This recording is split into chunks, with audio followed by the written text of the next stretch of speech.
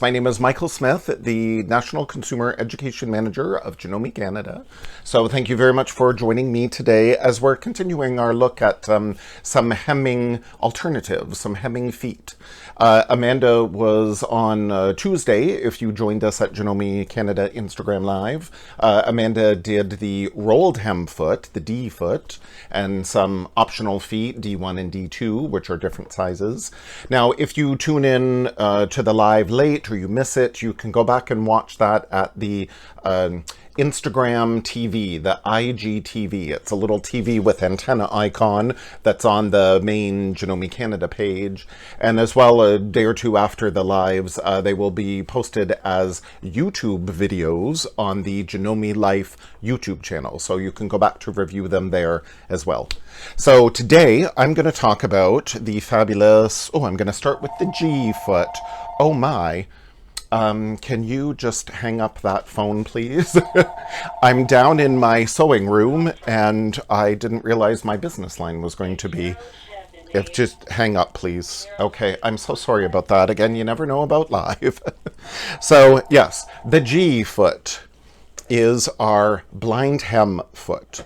And it comes with a number of our machines.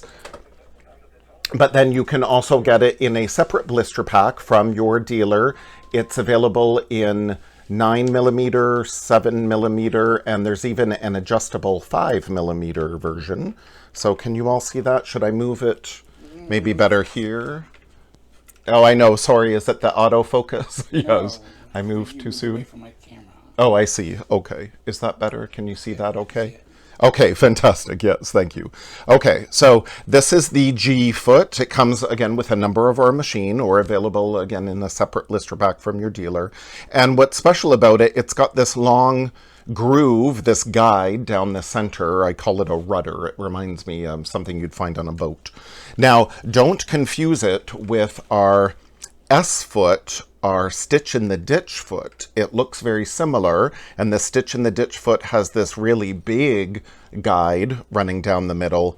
But what is really different about the two, I hope you can see, the S foot here is, again, they're 9mm for my machine. The S foot has nothing in this groove of where the needle plate is. But on the G foot, we have this little blip here in the guide, and this is what makes the G foot so special and why we want to use it for our blind hem. Because of that little blip there in the guide, it is going to help us make beautiful stitches. They give the stitches a little bit of slack as they're coming over to take a bite out of that fabric to do the blind hem. So having that little blip there is important so your stitches look good. So, and it's very cool having the guide. You know, I love all these feet with the guides. It certainly makes our jobs much easier. So the blind hem foot, it's been around for years and years, and it is a great stitch to use. Think of curtains, especially hemming yards and yards and yards of curtains. But again, hemming garments as well, very quickly and easily. So on the front side of your garment or on your fabric, you really don't see any stitches. On the back side, I hope you can see my yellow orangey stitches. There's straight stitches, and then there's a bite, and then there's straight stitch, and then there's a little zigzag bite into the fabric. So that's the magic of the blind hem. It really is like an invisible hem. Now, how you fold your fabric is essential to how you make your blind hem. You actually fold it back on itself and create this other little fold here. So as you stitch your blind hem, it's going to look like this. So it stitches a couple of stitches and then takes a bite into that fold of the fabric, and a couple more stitches and another little bite. So the depth of that bite is what dictates, I guess, whether or not your stitches show on the right-hand side. And I'll talk more about that later. So this sample, now typically, again, you really don't want to see your thread on the right side, but if this thread were matching to my fabric, I really wouldn't see it at all. It would be perfectly fine. Or maybe in this case, you want it to show. Like this could be, to me, this looks like almost like a hand-picked stitch. That this could be a decorative element to hem, let's say. So maybe you want it to show. So there's lots of versatility to this hem. Now it works on a lot of fabrics, mainly medium to heavier fabrics. This is, I would say, like an upholstery weight fabric, but still it can move. I think this would be a great skirt or a fitted blazer. You can't see any stitches on either side. If it's a more textured fabric, or certainly with a print, you really don't see any stitching at all. And again, that's how I would create my blind hem in the machine, where it stitches down and takes a little bite into that fold. Now this raw edge of the hem, it could be done, I've used the wave blade with the serger, with the rotary cutter. I use the wave blade on the rotary cutter, or I could use pinking shears, or then yes, I could take it to the serger and finish that off, or I could use one of the Overedge, overcast feet that I'm going to talk about in just a minute to finish that raw edge if I needed to. Now we can also do a blind hem on that. So those were woven fabrics. We can do a blind hem on knit fabrics. So you don't see any stitching. You just see a little dimple there of where my needle picked up literally like 1 or 2 threads of the fabric. And there is an option for knits with the blind hem. So it's got built-in stretch, so I don't have to worry about any stitches popping. And then again, maybe you can see my line of stitches here, but instead of straight stitch, it's like a little zigzag and a couple of little zigzags, and then it bites into the fold, and then a couple of other little zigzags, and then bites into the fold. So that's what creates that built-in stretch. On knit fabrics, I don't need to worry about the raw edge, unraveling, so I really don't need to finish that edge at all. But again, I could finish that on the serger or using the overcast or overedge feet that I'm talk about. Now on this polar fleece, this worked out so beautifully. Like, I can't see any stitching there at all. Again, the more textured the fabric is, the more those stitches just sink right in and you don't see them at all. So maybe you can see on the wrong side here of as I stitch in, and then again that little bite, stitch, and then bite. And I can adjust the length in between those bites as well. And again, it's got that built-in stretch with that little zigzag, so I don't have to worry about anything popping. Now, and this sample is like a tricot knit, would be great for a slip or camisole. Now, I can see my stitches there in the yellow, but again, if I use more of a tan or creamy colored thread, even a gold thread, I really wouldn't see those at all. That would not be objectionable at all. Now over here, I don't see any stitches at all, which is most preferred. But as I discovered later, the reason why I don't see any stitches is, I missed catching that fold of the fabric. I didn't take enough bite into the fabric, so it didn't catch. Now, with a situation like this, I've missed a couple of those little bites. So if I miss 1 or 2, I may just even leave it and not even worry about it. Or I could go back, fold my fabric the way it was, and I could go back to stitch to try to catch that fold again, to repair that. I could thread up a hand sewing needle and just do a little tack there of a stitch or 2, or many times if I've missed this, I would just stick in a little piece of fusible web and hit it with the iron, and nobody would ever know that I missed a couple of stitches there. So the blind hem stitch is a really forgiving stitch on how you can correct it. Now in this case as well, I folded up my hem as usual, but I folded back this fold a little more narrow. So then I didn't have to have my line of stitching way over here at the edge, this line of stitching.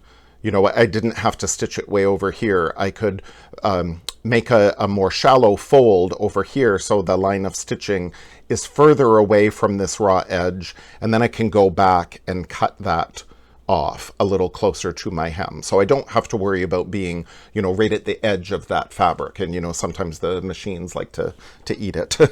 So, but holding onto your threads always helps prevent that from happening. So again, lots of versatility with this blind hem. So I have it on the machine. If you want to maybe move the camera so everybody can see.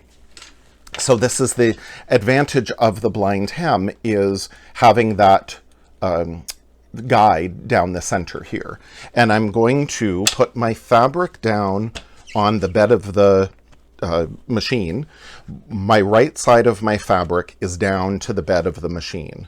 I've already at the iron previously folded up my hem, whatever hem allowance I want or whatever my pattern dictates. And I'm going to pinch just where that hem is on each side of my fabric here, each end of my fabric. And I'm just going to tuck under that hem edge. So then again, when I look at the other side of my fabric, the right side of the fabric is down at the bed of the machine, and then the wrong side of the fabric is facing up to me. And then there is that fold that we created. And this fold I want to keep right along where that black groove is down the center of the foot. And as I do the blind hem stitch, it's going to stitch down on this hem edge, and then it's going to take a little bite into the fold of that fabric. Now, if you follow me up here to the machine, a number of our Janome machines will be able to do the blind hem stitch. So always consult your manual on which stitch to use and how to make any adjustments in your machine. But basically, they'll be in utility stitches are these blind hems here. That is my straight stitch one that it stitches straight in between those notches, in between those bites, or then that one is my zigzag one for my knits. So there it's got the little zigzags and then the big bite. So on your machine, if it's not the fabulous Janome Continental M7, again, you may find your blind hem stitches in the utility section of your machine, or as you scan across the front face of your machine, they'll look like that. Now, in a number of our machines, though, we've got the t-shirt application, the sewing applications menu. So I can also find my blind hem that way by hitting that little t-shirt. And the sewing applications is basically the machine asking us, well, what do you want to do? So in this case, oh, I want to do a blind hem. So I click on that. And then again, I've got a woven option and I've got a stretch knit option. So the wonderful thing about sewing applications is the machine is already set up for the optimum settings of stitch width and length and everything. But you can always go into your adjustment menu and start adjusting the width and the length. And again, more information on how to do all these adjustments will be in your manual. But basically, I can adjust the bite of that little zigzag that comes into my fabric. I can increase that bite or I can decrease that bite, again, depending on your machine. I can move this whole line of stitching closer to, if this were my raw edge, or I can move it closer to the fold by hitting this adjustment here.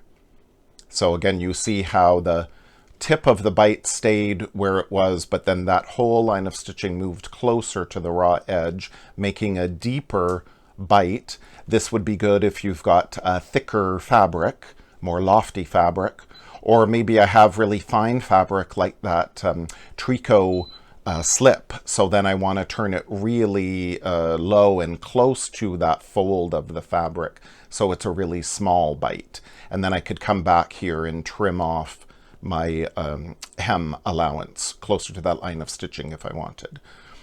And again, maybe I want to do a longer, let me hit that back to default. Maybe I want to do a longer stitch. So instead of having just 2 millimeters in between my zigzag, I can turn it all the way up. And now I don't want to increase the distance in between those two bites too much. If this were a hem on a pair of pants, for example, you know, when you stick your foot in the hem, you don't want to catch it and take down that hem. So be careful of how far you space these bites into the fabric. But again, on curtains or something, that would be totally fine. And another thing I love about our machines is when I start making all these adjustments, I don't need to worry about what they were set at initially. I can just hit default and it takes it right back. So that's really wonderful. Less for me to worry about. So I'm just going to go and do this little sample here. So again, I've got my fabric folded. So the fold is going to line up with that guide down the center. And always, when you do anything, any new technique, any new foot, any new fabric, you're going to do lots of tests and experiment what works best. But it's really easy, really fast to do. And then, again, you may not be able to see with this line of stitching on the fabric there, but as I flip it over, I always like to do, when I do my test, I use a different color in the bobbin than I do the needle, so I can really tell which thread is which. So that's my bobbin thread. I can really see it. I don't see my needle thread as much because I really don't want to see that blind hem stitch. I see tiny bit. I don't know if you can see it in the camera. I do see a tiny little bit, but again, that's perfectly acceptable. And if my thread were a little bit darker, you wouldn't see it at all. That would be beautiful. So it's a really fun, easy technique to do. We've written many blogs on the Janome Life blog, so you can go back to review those on the blind hem foot. And very quickly, another reason I love this foot so much is I love using it for edge stitching. So edge stitching, especially if you're a garment sewer, to me this was wonderful. Edge stitching is stitching about 1/8 of an inch away from the seam. So on this dress shirt, for example, I wrote a blog post called Shirt Making Details, and I talked about using the G foot for edge stitching. So it's again about 1/8 of an inch away, all on the shoulder seam, the arm seam, even the underarm seam and the side seam. I edge stitch everything, and it really makes the garment wear better, less ironing. It keeps all the seam allowances nice and neat. And using the G foot is so easy because I can go back to my regular utility stitch, just regular straight stitch, and I can move my needle over. I want to move it to the left of that guide. Now, it's just a personal preference, but I like doing it at 1.0. So instead of my regular 4.5 center needle position, I've moved my needle over to the left. That it's 1.0, so it's to the left of that guide. So as you make the adjustments of your needle, again, you need to pay attention to that little blip, that little guide in the foot. So I want my needle to be on the left side of that little blip when I do my edge stitching. So I've got my seam already pressed. I did a 1/4 inch seam. It's already pressed to one side. And then now I can just run that guide along my seam, basically in my seam allowance, the well of the seam there, and then I'm stitching again about 1/8 of an inch away. So it's a really fast, easy way to do perfectly even edge stitching. So that is the G foot, the blind hem foot. And now I'm going to talk about we'll get rid of that. Now I'm going to talk about the M foot, which is a foot that also comes with a number of our machines. It is the Overcast foot, depending on which manual you have. Sometimes Janome refers this as the Overcast foot. Other times they call it the Overedge foot. And there is another foot which looks very similar. That is the C foot. Now the M foot here, I call it the Overedge or Overcast. They're kind of one and the same. The M foot is for 9mm machines and 7mm machines. And again, you can always check with your Janome dealer to make sure you get the correct foot for the correct machine. The C foot is for 7mm machines and 5mm machines. And they are very similar. They've got these little skinny metal prongs, these little fingers, but then the C foot has a little brush on the side, and the M foot has another little wire off to the side. So it's got 3 wires, whereas the C foot has 2 wires. But they work, again, very similarly in that it replicates a serger stitch, and I took a picture here on my iPad, which I don't know if you'll be able to see. It may be a little too dark, or with the glare may not be so great. But there are the metal little stitch fingers of my serger. This is the AT2000D, but any serger will have these little metal fingers that are on your serger. And this is what, again, supports the stitches as it goes back and forth, creating that overcast, that overedge, that overlock stitch to finish off the raw edges of your fabric so they don't ravel. So our M foot and the C foot, again, have those same little metal wires that will support the stitches. This will do, again, basically the same as your serger, except it will not cut your fabric. That's the only thing. But it will do the same as finishing the raw edge. So I've got some examples here. Now, again, depending on your machine, so always consult your instruction manual of what kind of stitches you have available. But on these overedge seam, I've stitched my regular seam like 5/8 of an inch, and then I put the two layers, then they were together, and then I used that overedge foot or overcast foot. And then on the wrong side, maybe you can see it's pulled the needle thread just a little bit to the back. So it's completely encased that or surrounded that raw edge. Now on this sample, this is overedge number 2. This is the actual like overcast stitch that totally mimics a serger. So it does a line of stitching, and then it does this almost like a zigzag over to the edge of the fabric. And then there is another line of stitching right along the raw edge of the fabric. I hope you can see that, which is exactly what your serger does. This would be done by the loopers of the serger. And instead on your machine, it's, you know, a zigzag using the needle and the bobbin, but there is another line of stitching right down the edge of that raw edge, so there's going to be no raveling there at all. So again, it does the same as a serger, or certainly very close. It just does not cut the edge of the fabric.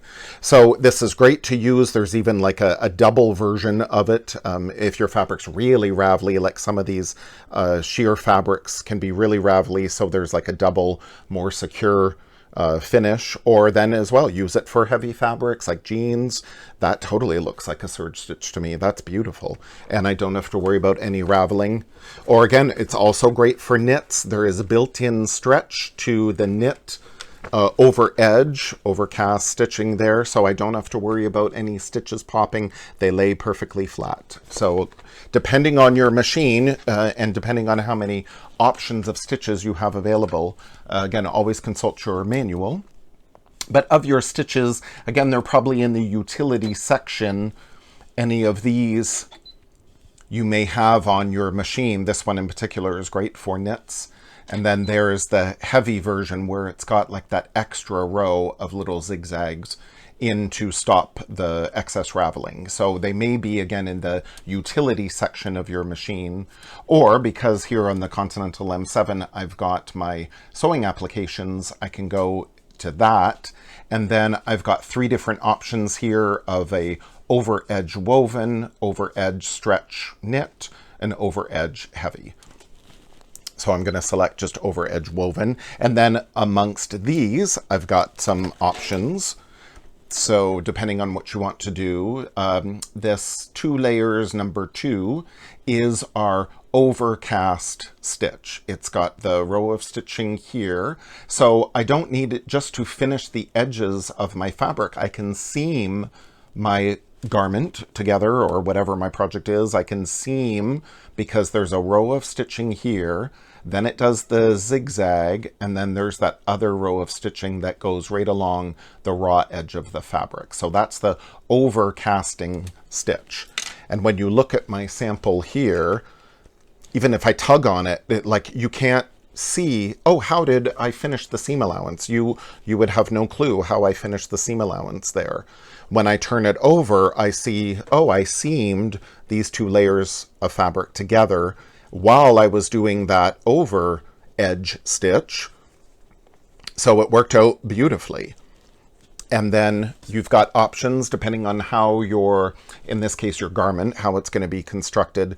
You could finish each piece, your front and your back, let's say, off separately. So I could finish that edge separately and then put them together and do my 5/8 of an inch, and then you could press them flat. Or you could do that 5/8 of an inch seam first and then just fold it back, and then I would do this over edge or the overcast stitch down each edge. So it's your personal preference. I will just do, I'll seam it. Sandra wants to know, should the fabric roll over on woven fabrics, or is that dependent on how you align against the fabric edge? That's an excellent question, and that leads me right up to, it depends on how you line it up. If it rolls, it was ever so slight, but it really shouldn't roll very much at all because of the way that these feet are engineered. I love how Janome engineers these feet so well. Of my M foot, there's a little guide here, a little black guide. So I'm going to line my raw edge of my fabric up with that guide.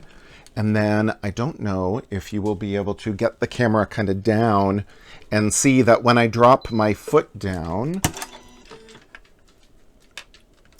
it is just a little beyond that wire, that right wire, I guess. So yes, how you align, it really should be in line with that black guide.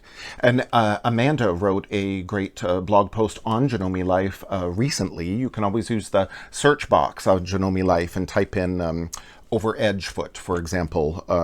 And then Amanda's blog post using this foot comes up. But yeah, so then by having that lined up, and by having my machine all set up for this overedge stitch is great, because then I know when I start sewing, my needle is not going to hit those bars at all. So I can slow down my machine so you can see.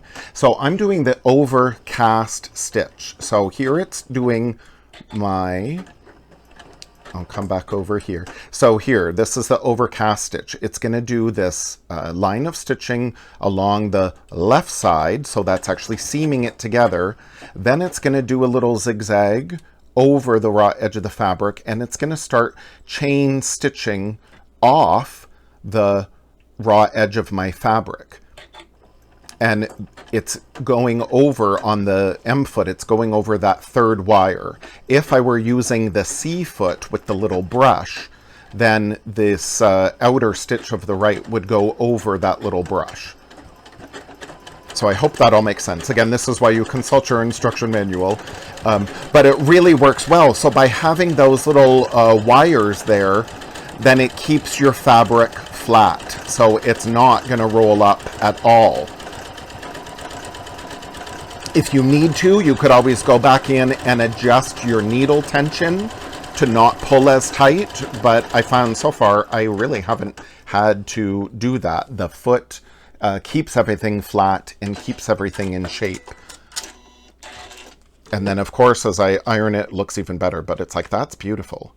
Now, a quick tip too, as I took this away from the machine, as you're doing your line of stitching and you come to the end of your seam, make sure then you pull your fabric away from you straight back. You don't want to immediately finish your seam and pull it off to the left. And the reason being is because of those wires of the foot, you want to pull to the back so it comes off those wires, just like you do on the serger. It comes off those wires, and then you can cut your threads and pull it off to the left. So make sure you pull it back first straight, and then cut your threads and pull it off to the left. So it's a really good foot. Any questions? I know that's a lot of information really quickly.